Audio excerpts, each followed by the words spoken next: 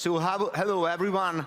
Let's say the opening words. I'm so honored that the Charles University and my Faculty of Physical Education and Sport, could be here and given the chance just to share with you, I think, quite important information and knowledge which we found and which is really regarding to this long-term perspective of hockey players' development, which has been here said many times by my former presenters. Coach's responsibility and the club's responsibility is to develop the players, no discussion. However, you know, maybe much better than me, that there are a certain periods in this development process which are not such a clear, which are very sensitive. And one of the sensitive terms is that we have to consider so-called maturation process of the players. And I'm going to talk about biological maturation and its role in looking for a hockey potential in our future players. I split my current presentation to, let's say, 3 points. The first, I would present something, what is the biological age role in a sport, something like a third state of art. Then we will move how much really differ in some basic, very simple parameters, players who mature differently, so who are early maturing compared to who matured very lately. And then I'd like to put a little bit light on extension interpretation and put, let's say, the light on that we should be a little bit more fair if we are looking for these hockey potential. So the last part of my presentation is devoted to, let's say, fair comparison of selected off-ice and on-ice performances between these two very differently maturing groups of players. So I hope it will work. Yes. Biological age. This is quite common picture, especially from a Czech youth competition. Those players are from the age category of under 14. 28 centimeters difference and 27 kilos difference, playing in not the same team, but as I mentioned, the same competition. Coach is requiring usually the same qualities of these players, but biologically they are different by more than 4 years. So we should a little bit devote an interest at that. At first is like, is it something new that people differ in their biological maturation? No, it's not a new knowledge. We know that individual maturity is influencing so-called physical readiness, and we know it for more than 70, almost 80 years. It was quite clear immediately after the Second World War. A little bit later, when people start to just look inside, they found that these rapid development changes, which are just imprinting of these hormonal storms during a puberty, are really significantly counting for the physical performance outcomes. Quite clear, common sense, just a little bit put into the endocrinology gastronomy. What is interesting, there were a PE teacher who were the first who pointed on that, because they were organizing and arranging the between-school competition and then find time to time that there are very extraordinary physical performance from athletes and swimmers and other students. And when they looked a little bit more deeper, who are those superheroes, supermans, then found that their performance is highly and frequently typical for those who are early maturing, who are maybe 15 years old by their chronological age, but who are originally full matured adult boy or man. So during the puberty, very shortly, it was transitioned to the sports environment and found, hey, if I will look and found those who are early matured, maybe those athletes can give me advantage for very current results. I can build a team upon this early maturing. And there is evidence for almost 40 years, very rigor, that many sports, soccer, handball, basketball, even individual sports, and ice hockey not going away from that, are preferring for the final teams during the puberty and youth categories, these early maturing players. I would say that the longest journey in the investigation of this role of biological maturation was or has been done in a soccer. And there is a new term, a quite new term, let's say 6, 7 years old, which is called biobending, which means grouping an athletes and competitors according to their biological maturation, not by their chronological age. And there are a lot of, let's say, number one most influential videos factor is in determining youth at the University of Bath talking about the importance of maturity status in the youth categories. In fact, it's something you probably haven't even considered and maybe haven't even heard of. No, it's none of these, it's maturity status. And here's how this plays out. On a pitch where you've got two teams and you're seeing a variety of different maturation levels, that early maturer stands out because they're the biggest, faster, stronger. They're first to the ball, they're winning the tackles, they've got loads of possession, so they get picked up as being highly talented. So this was like a short introduction that an area of biological age is serious research topic and research field. Talking about very serious things like the prevention in injuries, development of a sports potential, and that the maturity status is one of the most important factors for selection of, let's say, future heroes for juniors, and then is some kind of willing to seniors categories. The preference of these biologically early maturing players is very simple because those players are achieving this basic readiness capacity much earlier than the others. As Patrick said and presented before me, they are assessed also the physical fitness level. So those speed, endurance, strength, and other things are very important for that, and they gave the advantage for these early maturing players on the ice rink or maybe on the soccer ground. If we have those players with this advantage, we are spontaneously giving them like a better care. And it was proof and supported from previous studies and from previous research that those early maturing players have greater motor experience, a longer one, more intensive one. They are invited to extra events. So with those players, they are working like with maybe these future stars. But we have two boards of the spectrum, accelerated players and biologically, let's say, late maturing or delayed players. But more than 25 years ago, there were even one provocative question from another research area. Are these advantages in this physical readiness and body size really a function of a sports development, or it is rather a function of this maturation process? And maybe only a small contribution of that is a sport development in these players. Isn't it a time limited? Does it mean, in other words, is to be early matured player, isn't it a little bit risky that it's only for a certain time frame, which will maybe around the age of 18 disappear, when all of others players will also be fully matured? Maybe a first question, which is very important, is to say and address, are those early maturing players really transitioning very successfully from the juniors to the seniors age categories and to the professional sport? And if we want to address that, we should put light on what kind of a sport is ice hockey. Is it a sport with a early specialization, or is it a sport rather with a late specialization?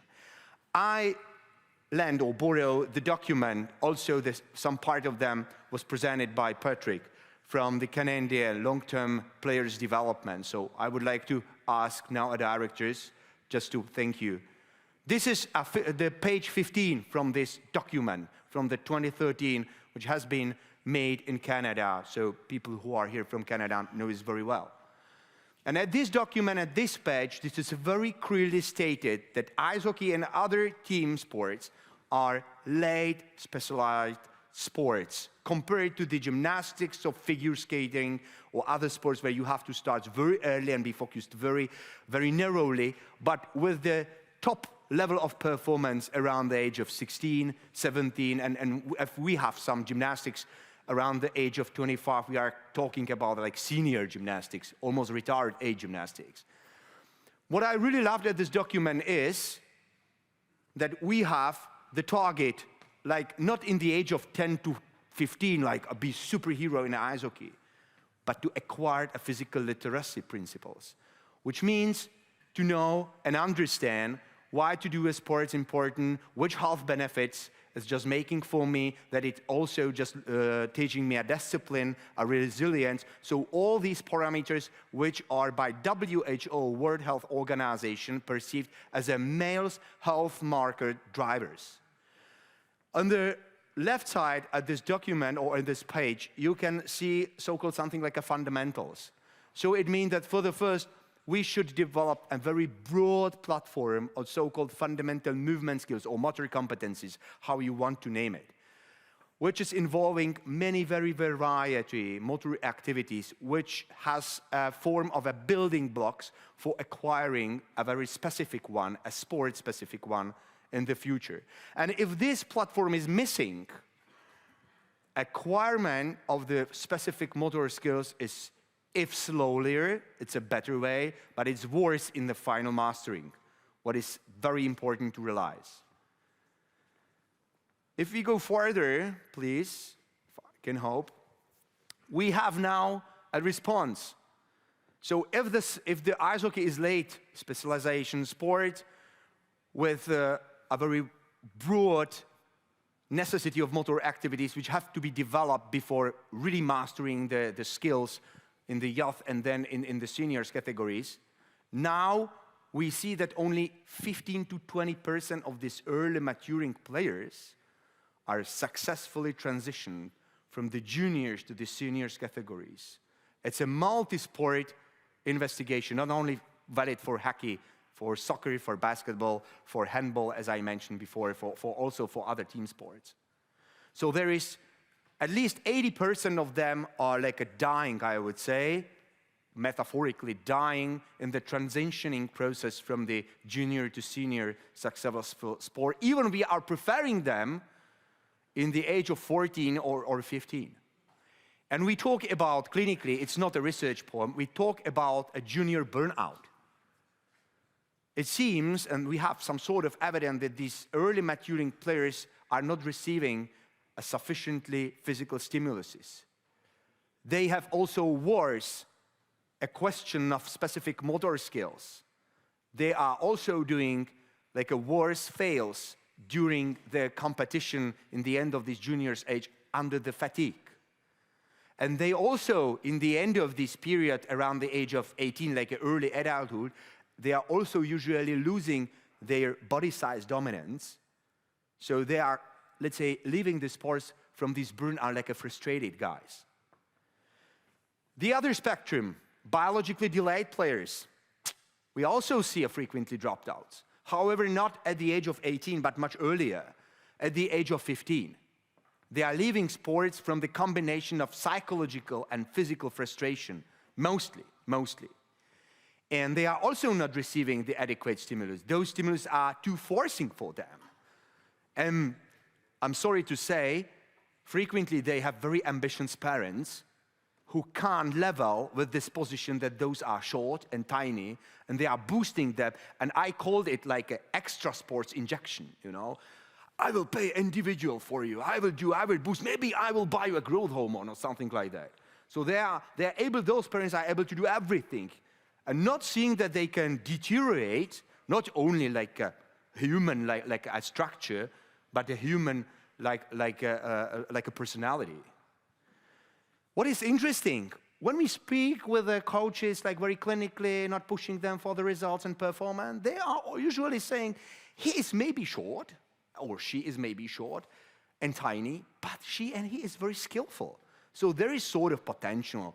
Those players they know where they are on the rink.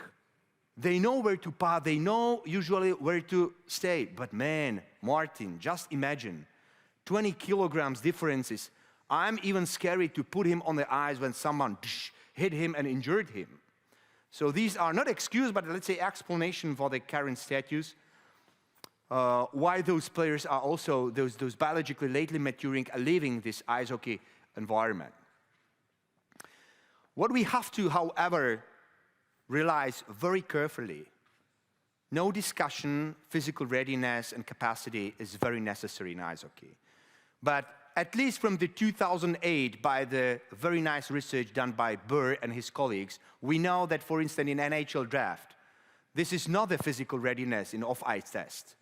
This is the other skills, more qualitative skills, which are respecting by the agents and others. So this is anticipation, it's a decision making, this is hockey sense, which is crucial.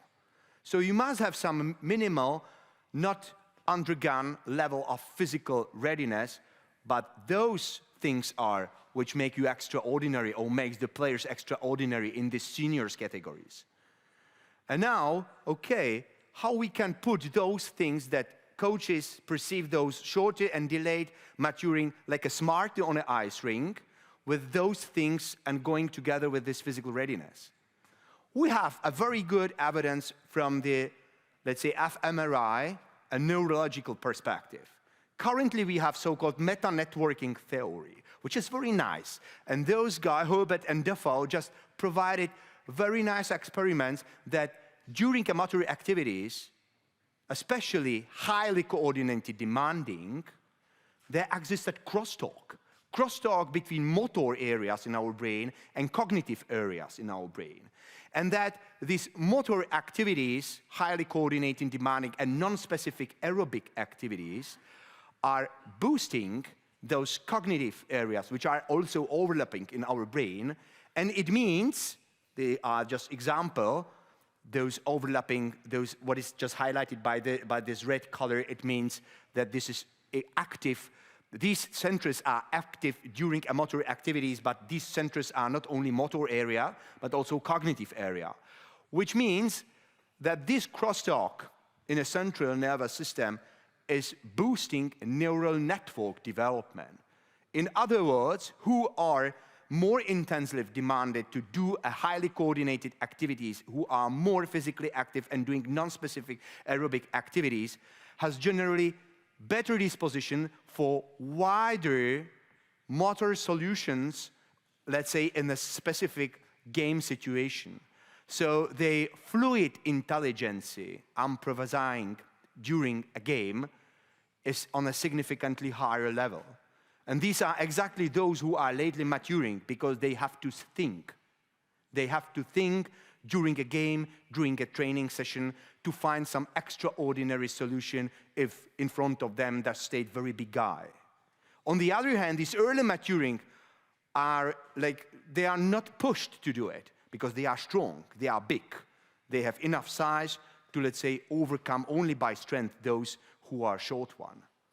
So the main message from this slide is, please consider that we have a good support that the motor activities of a certain character are boosting a brain development, which is lately the main qualitative factors playing a main role in the senior professional, in our case, hockey environment. Based on all of this information, and let's close this biological age as a state of art, we just decided just to do a small research in our country with the Czech Ice Hockey Federation. We focused our attention on the players in these very sensitive categories, under 13 to under 15. We have a data from more than 500 players in this age range. We measured at these players a very simply height, weight, percentage of body fat, which is very modern and trendy.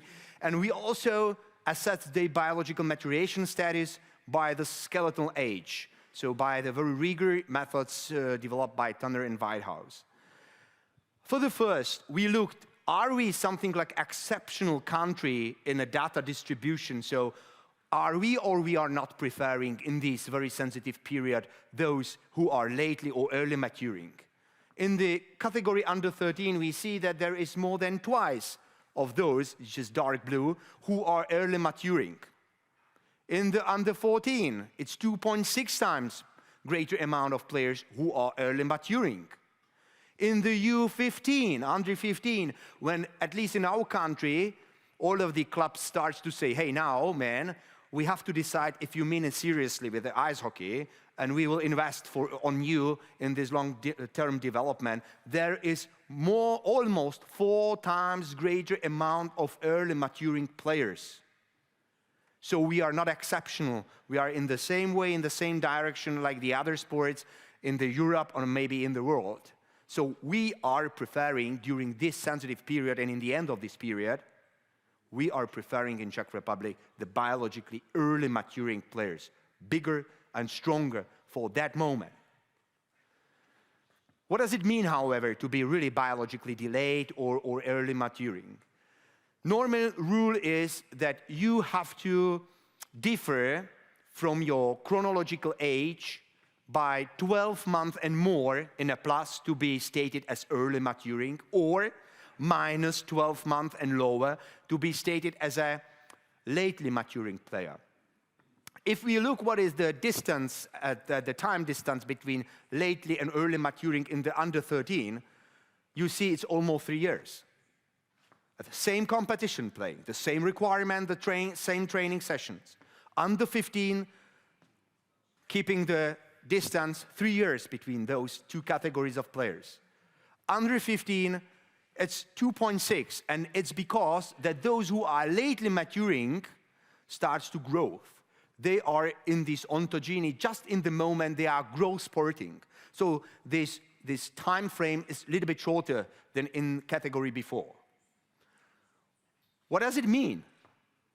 Because for sure we have to accept and expect that the person who is lately maturing will be shorter compared to who is early maturing. But what happens when we put those numbers into the growing charts? The yellow circle are lately maturing players, the blue one are an average maturing, and the red one are the early maturing. In absolute values, there is more than 10 centimeters, maybe 12 between them. You see it very clearly. But what happens when we fixed the personal height to this biological tempo? You see this bold line called 50 centiles, absolutely average height in the Czech population of males. And you see that those who are early maturing are under this curve.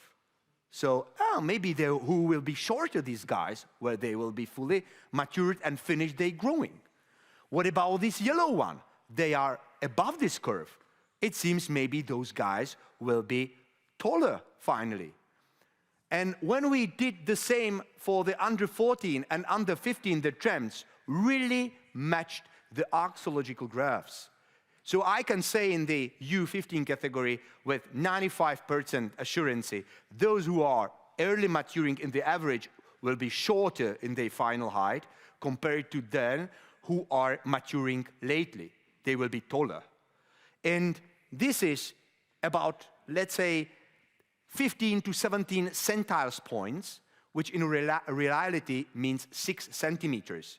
And approximately 6 kilos, maybe 6 kilos of a muscle mass.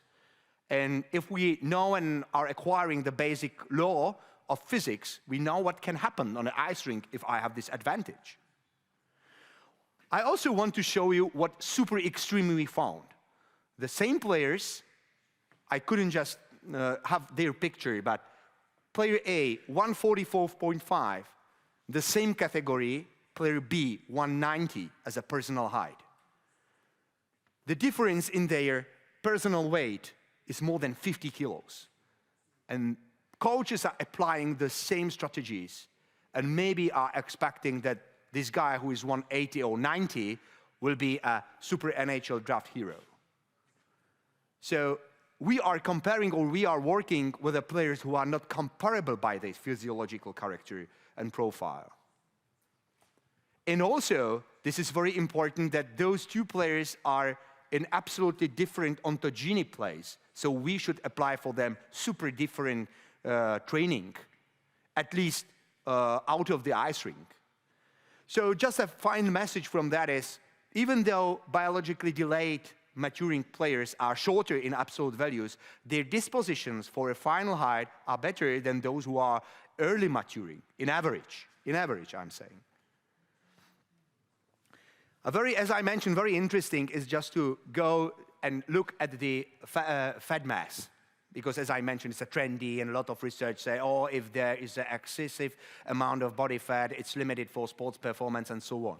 So we did like a bioimpedance in very serious protocol, so not a DEXA, so not a gold standard, but still very serious method for estimating a body fatness on those players.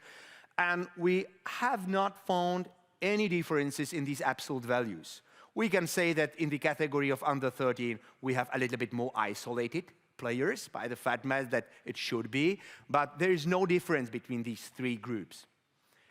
But we know that next to the absolute value of body fat, we should be interested in a fat distribution. So where is the fat? On the limbs or on the trunk? If there is a little bit more on the limbs, okay, maybe from the visual point of view it's not nice, but it's not such a problem compared to where the trunk is where the fat is accumulated on a trunk. For this, we just did an old school scalipers method, and we picked some of the skin folds on a trunk, and the same colors, so yellow are late maturing, blue are the average maturing, the red one are early maturing. So you see that those who are early maturing are a little bit fatter on the trunk in the under 13. When we have those values a little bit balancing in the under 14, but boom, at the under 15, when a lot of changes happen in this early maturing because they are over their maximum growth spurt, just show that they start to be, and this is really a reference of a basic Czech population, they start to be quite fat on their trunk. And that's a problem. So biologically advanced or early maturing players tend to be more so-called centropenic, accumulated the fat mass around the trunk. And it's earlier. And what we have in our data for these players who are playing at juniors categories, we cannot say that they will grow up from this accumulation around the trunk. It will occur, and it will continue. We have a good question, what is the cause of that? But we can say those players are a little bit more risky to be sports limited by the, not body composition, but the fat distribution which they have, which is very important from that. And if they have a bad nutrition habits, or maybe they are undertrained because of, as I mentioned before, conflicts of not relevant physical stimuli, even the care, taking care about that is better, could imply in those things. Based on those findings, we decided to do a longitudinal study. So we really took the players, and the same players from the age of category under 13 till the under 15, the same players were measured in several parameters. Please, those pictures are illustrative. So I will use the results from an off-ice squat jump, and I will use the results from an on-ice Illinois agility test, passing with and without puck. You see, the research sample is not so huge. It's a 54 players, so it's restricted. No discussion. However, these are first numbers which can point you how we should work with those values. We're looking and monitoring this development of the players. So, first, we did like an old school analysis. Oh, we have those players, and we will compare their results, who are early, late, and average maturing. Oh, what surprise that those who are early maturing are jumping higher. What surprise that who are lately maturing have a worse performance. How about the agility on ice tests? Surprise, they are faster who are early maturing, and who are lately maturing are slower. Even with a puck, which when we recalculated that into some sort of advantage on an ice rink, it means that in the absolute values they differ around 0.6 seconds. This Illinois agility is on more than 65 meters. So let's say divide it at 10 times to have some sort of imagination what can happen in the distance of 6.7 meters, which is quite standard distance for acceleration in a players. And we would just receive the result that those who are early maturing would have an advantage about 25 centimeters. This is maybe about the hockey stick blade, to take, as Patrick said, the first touch. So maybe they are really advanced, and they can make a score for us. Why not? What happens if we look about how those players differ in this longitudinal study at their biological age? So where those players were under 13 category, there were almost 2 years between them. That's quite as a textbook. In under 14, 2.5, and under 15, 2.6. There was a biological maturation difference between these two age range. So maybe now we should give all of them the same chance. So to compare the results when all of these players would have the same biological age, or almost the same. So we fixed the maturation status, and we looked what will happen. So those who are early maturing achieved the 13.5 in the first year of the study, who average maturing achieved that at the second term, and who are lately maturing achieved around the 13.3 or 13.5 at the last year of a study. So what happened now? Hey, after the fixing of this maturity status, those directions markedly change in absolutely opposite way. In other words, biologically accelerated players lose in current fixing almost 3 meters in Illinois on ice without puck, and more than 4 meters in Illinois with a puck, which exactly means, just divided it by 10 times, that they are behind almost half a meter behind this lately maturing. And this is big advantage of this lately maturing. Those are maybe players who can be those who are dividing players in the game. So how is it possible? Because the biologically delayed players perform much better from the reason that slow maturation gave them a time. Because they achieve the maturational status in the 3rd year of a study, not in the 1st year, like this early maturing. So they have a better motor experience, much more intensive, more volume on that.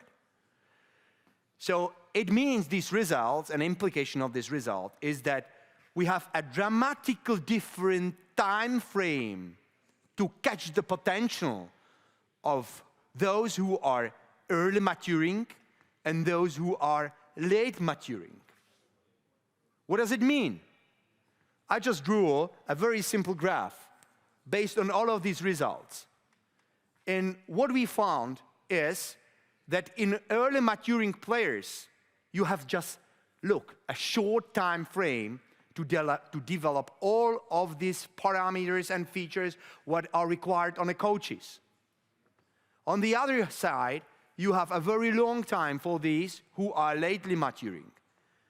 What happens if I am not respecting that? If you miss this period in the early maturing, which is approximately 18 months, I can say seriously that almost all changes you see and improvements are the function of biological maturation and not by the sports development intervention.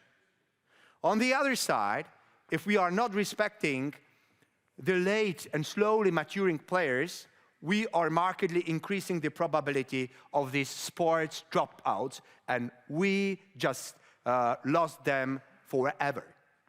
Because we are not giving them the chance to show their potential before fully maturational status.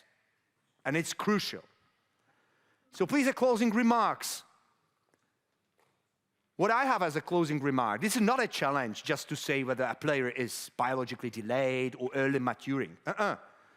This information, especially in, I think, a majority of the countries, is coming around the age of 14 or 15. And I think it's too late. So the main challenge is to find a way how to precisely estimate when the puberty exactly approached. And if we want to talk and work on the player's long-term perspective effectively, we must not take some of them based on their biological clocks as the sacrifice. What I can say, it happens in previous times, in former times in Czechoslovakia, in middle of 70s and 80s, where those who were early maturing were those horses for those average and lately maturing. And the system, because it was driven by the state, said, okay, this is a tax for to have a very good seniors players. But we are not in the same society, culture situation now. So that's why I'm talking about that. And the new direction is to prepare the strategy before the changes occur. And I have to say, not to finish in such, let's say, a depression or pessimistic way, it seems we found it now. We have occasion just to work with our colleagues in Brno, anthropologists, on peak high velocity approaches, which seems to be very promising, which have the potential to sensitively estimate the moment when exactly the growing spurt starts and when the puberty will start. Let me just show you a very short example. What we need, and this is what I thought a lot, because for coaches we need something very simple. So we need just a repeatedly measured personal height from the age of 6, twice a year maximum, that's enough. Good to know a date of birth and approximate height of their personal parents. It's optional, it's not necessary, but it's good. It's increasing the accuracy. So here is an example, a guy who was measured and the guy where the puberty was estimated in the age he was 8.5, far away before a puberty changes. And it was estimated that he will start his, let's say, growing, spurting, and so on, in the 13.9. When those guys measured the same guy at the age of 15, and they looked retrospectively, they found that this age at peak velocity was not 13.9, but 14.03. It's only 0.1 year difference. So it seems it's a new promising way not to say, hey, you are delayed or you are early maturing, but to say you will be and we have to work with you in a certain way, otherwise we could lose you. So that's the main message. Thank you for your attention.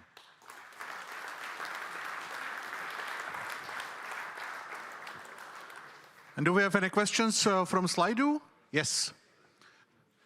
What is the percentage of BA and BD in the normal population? There are more BA or BDs out of 100 kids? If we talk about like a general population, it would be like 80% of average maturing kids, 20 of them percent would be early maturing, and 20 of them approximately would be lately maturing. It's like a very common Gaussian curve in that time. But if we are talking about the sports population, it starts to be skewed generally. What formula did you use to fix the maturing status when testing the players to compare results between early and late maturing? It was you know, you are receiving from the standard White House approach when you are assessing the ossification of the skeletal or the growing plates. You are receiving exactly like biologically age in the decimals. So there are no equations like a Mirval offset equation. There are not Camis-Roche equations for the indirect anthropometry. It was done by X-ray. We did it by one examinator, and we received exactly a biological age. Is there a simple way to determine biological age? Yeah. Is there a simple way to do that? Yeah. That's a very good question, but problem is from the axiological and endocrinological perspective, you can have a very close relationship between, like mathematically, between the skeletal age approach and indirect anthropometry approach, usually focusing on the change of proportional of body height and the segments in a body height. However, those approaches, those like a simple one, they have a very high errorness. Their reliability is low. So even though there is close correlation, the reliability is very weak. So they can divide only the extremes. They can't say you are exactly 16 months before or in front of your chronological age, or 18 months behind your chronological age. It just said those categorizations just said you might be delayed or you might be early maturing. So this is a little bit restricted information which we are observing. Are these stats similar for girls? That's a very good question. There are almost no research in gas in women's. We have in Czech Republic, we have like one validated approach how to do it, but only for general population, and we have never tried in a women's. But this is a very good, a new way in a research. I absolutely agree. We divide kids by year. What impact does it have with kids born in January and December? We divided the... Oh yeah, this is a very good question. So it means that who is asking is just pointing out so-called relative age effect in that side. So it means for the final teams, there are players usually selecting according if they were born in the first, or there is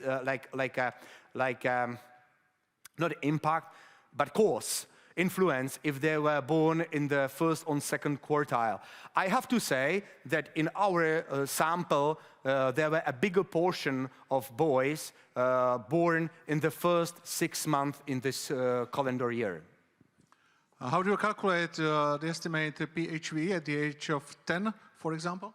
That's a secret for now. I can say you how we estimated or assessed it in previous times. It was by the Merwald offset equations, which are originally from Canada. But we recognize that if we have a players or pupils or children or kids under 13, this is not very accurate. And it was also supported from many Europeans data, especially from Robert Malina and Slava Koziel from as our Poland colleagues. So we are not using anymore those equations, and the example I told you, it's still in a process, so I can't tell you the exact equations because it has not been published. Which age is relevant for detection? Which age should relevant for detection? I think, and this is my very personal view, that we should talk about these new strategies maximum at the age of 11, before all of these things and growing changes happen. So in the maximum stable period in the ontogeny of a kids or players. Nowadays, the kids are continuously active with various sports. Does this have any impact on their growth? That's also a very good question. If we are talking about the multilateral sport, I can very honestly say it has, and it has positive impact. However, I also mentioned during my presentation that time to time we have this coincidence with the ambition coaches and ambition parents.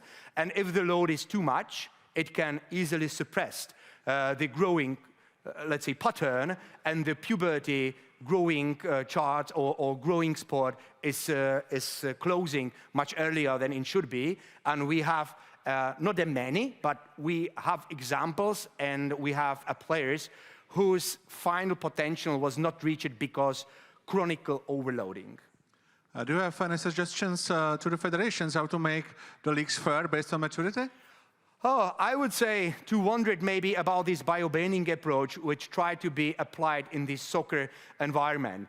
So I think that should be some kind of tournaments where the coaches are saying together and putting heads together, oh, is this guy really with a potential? Let's put him into the other players with the same biological maturation status, and we will see if he is still able to overcome then, or if he is like in a shadow average. So it would be my suggestion, try to implement tournaments where the biobanding principles would be adapted. So it means give the same chance regarding the biological maturation status. How much can too early weight trainings affect the possible maximal height? Early weight training affect... No one knows there, because it's about the epigenetic things. So you have guys who can, let's say, absorb these massive training, weight exercise in very early, and it's not affecting much their growing. But there are some kind of inclination, but not a clear evidence that it's suppressing their growing. However, there is no, as I mentioned, there is no clear evidence because we cannot categorize. It's very individual on this base. I just finish this. If you want to know that, if your player could be like fragile for this weight training, you should know the value of IGF, insulin growth factor, which is a mediator for the production of growth hormone. If you know it, and if you know the response of IGF to the physical activity, you should know if the player will be affected by your loads or not.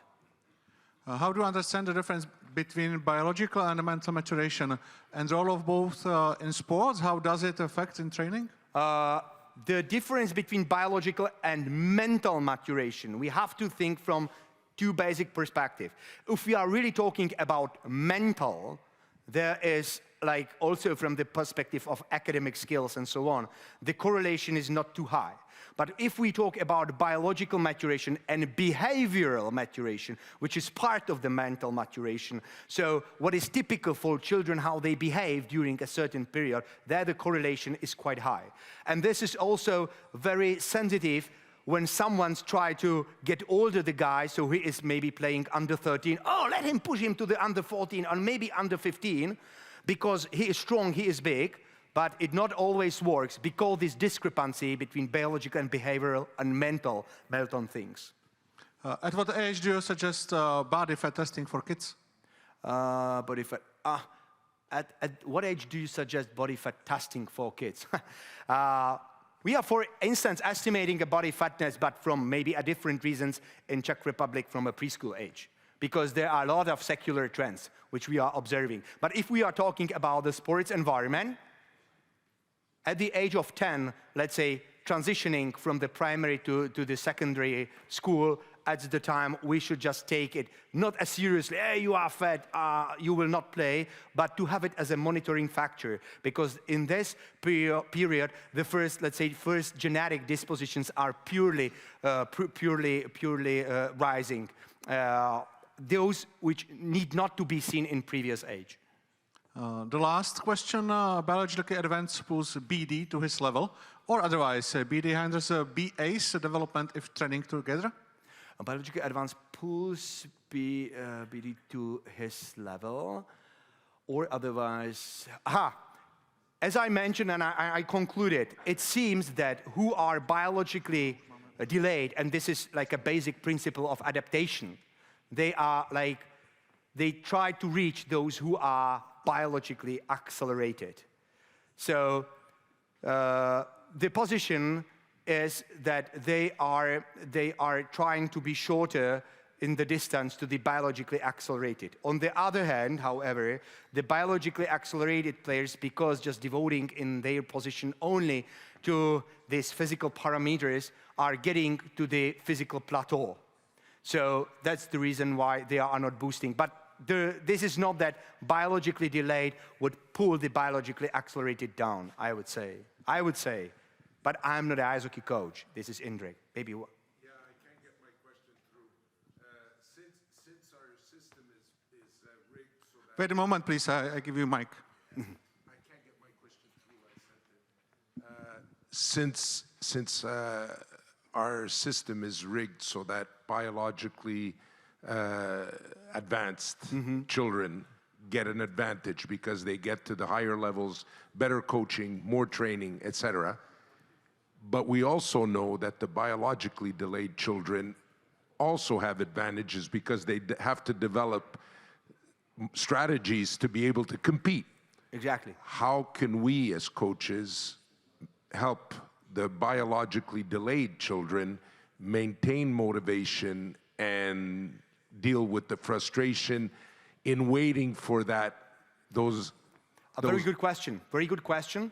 I will a little bit lend the idea also from soccer. It's called futuring. So you will give him a chance. You have an A team where maybe those biologically accelerated are playing and are competing together, because we know that the underestimated concurrence is also, let's say, maintaining these biologically accelerated on the same level, and they are not improving. But for these biologically delayed, they are generally, and I know that in Czech Republic, in the Czech Youth League, there are several clubs who are making so-called future groups. So they are, I know I have to wait on you. I will push you in another direction. I will work more on your qualitative aspects, and I will give you a chance to train with those biologically early mature, to give you a chance to get the stimulus, but not to chronically push you in that. So those futuring seems to be like promising future way, and if someone is a fan of soccer, it was a strategy of Belgium national team working on that in last 20 years, after then getting a bronze medal in World Championship in a soccer. So they invested for this 15 years period to make environment, to do futures for that. And I would maybe a little bit extend your question, because on the other hand, you have to build these mental strategies in these biologically early maturing. If you are not able to provide them the stimulus that they also have to think, like ice hockey players, and just to show them, hey, to be strong is not enough, then you will lose you. So there was the message. You will lose both of these spectrums, like these extremes. Thank you very much. Thank you. Martin Musalek. Short information, we have a break, but I think that we need only 10 minutes.